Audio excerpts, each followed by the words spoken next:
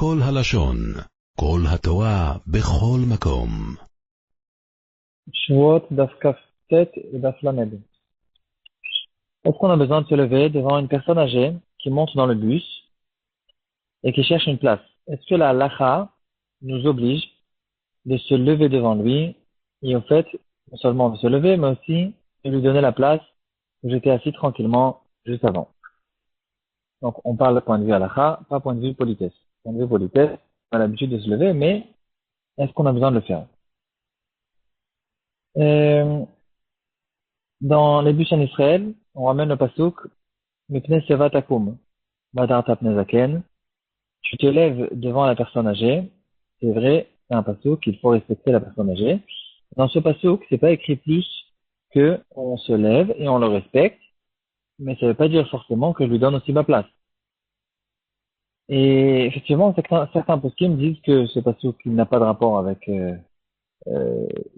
le fait de lui donner la place, et que la Torah nous oblige pas de donner notre place aussi pour la personne âgée. On le respecte, on se lève, on lui parle avec respect, mais sans plus. Il y a une trentaine d'années, un juif de New York, il a fait sortir comme une brochure. Ça lui faisait de la peine de voir des personnes âgées qui montaient dans les bus, et les gens, pas tout le temps, leur présentent leur place.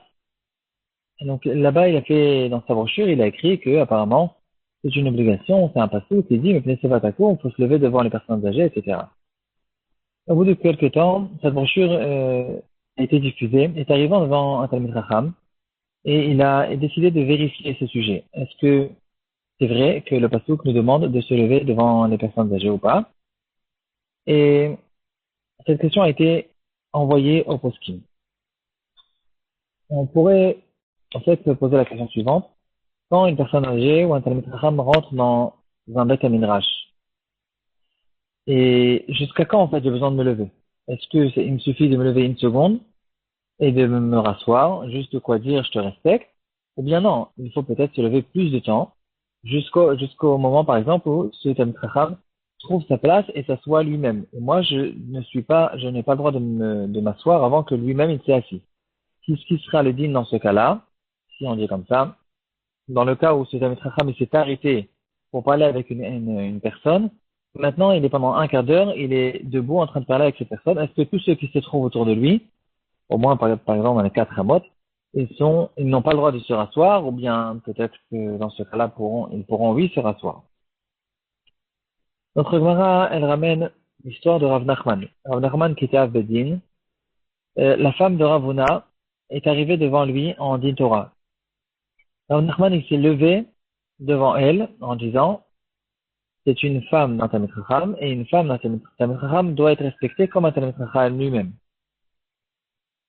Et la Gemara elle relève la question, pourtant le Dayan, il a le devoir d'être assis pendant le Psak Din, pendant tout le moment où il fait le Din Torah. Donc, les témoins, ils doivent être debout. Les deux personnes qui sont en fait en train de discuter aussi, ils doivent être debout, et les Dayanim doivent être assis. Et la question de la Gemara, elle n'est pas très claire. Quel rapport entre les deux cas, entre les deux halachot?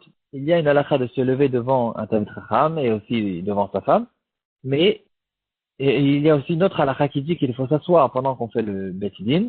Alors, peut-être que tout simplement, Rav Huna, il a vu la femme de Rav Nachman, il a vu la femme de Rav Huna arriver, il s'est levé devant elle pendant une seconde, et ensuite il a pu reprendre le din en se remettant assis. On voit ici, apparemment, qu'on a le devoir de se lever jusqu'à temps que le Talmid Chacham se rassoit. Et étant donné elle n'avait pas de possibilité de se rasseoir, justement à cause du fait qu'elle était dans le Beit Din, alors Rav Nachman non plus ne pouvait pas se rasseoir. Donc on s'est retrouvé dans une situation contradictoire. Elle ne peut pas s'asseoir, et lui, il est obligé d'être assis. Et c'est ça, en fait, la question que la Gemara, elle relève. Comment, en fait, ça s'est passé ce Din Torah?